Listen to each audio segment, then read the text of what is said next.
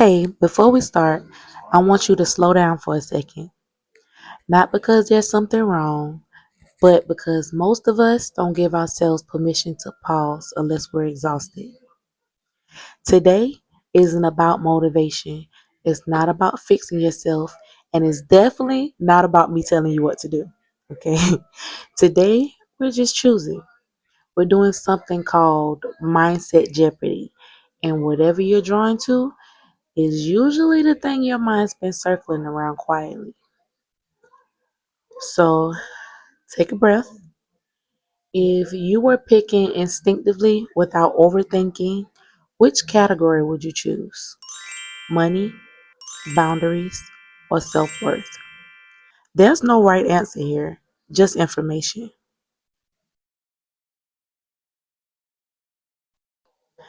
I'm going to walk you through all three, but pay attention to which one feels heavier in your body. That reaction matters more than logic. Let's start. Category one, money.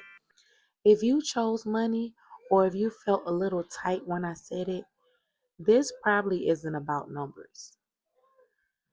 Money struggles are rarely about money, they're about safety, about trust, about what you learned when you were allowed to want, and what you learned when you had to survive without. A lot of people feel guilty for wanting more, not because they're greedy, but because at some point, wanting more felt dangerous. Maybe you watch money come and go. Maybe stability never stayed long. Maybe every time things got good, something happened. So now your nervous system stays on alert. You plan, but you brace. You hope, but you hesitate. And you tell yourself you need to be more disciplined when really your body is asking for safety. If that's you, you're not behind. You're protecting yourself the only way you learned how. Category two, boundaries. If boundaries stood out to you, this isn't about saying no. Most people don't struggle with boundaries because they're weak. They struggle because they still want to be understood. You set the boundary and then you explain it. You hold your ground, but then you soften so it doesn't hurt anyone's feelings. And by the time the conversation is over, you're exhausted. That's not because you did it wrong. It's because you were taught that peace comes after understanding instead of realizing that peace sometimes comes without it. You don't owe clarity to people who keep crossing lines. And you don't need permission to choose yourself. If boundaries feel heavy, it's usually because you've been negotiating with your own needs for too long. Category three, self worth. If self worth hits you, you don't doubt yourself because you're incapable. You doubt yourself because you were trained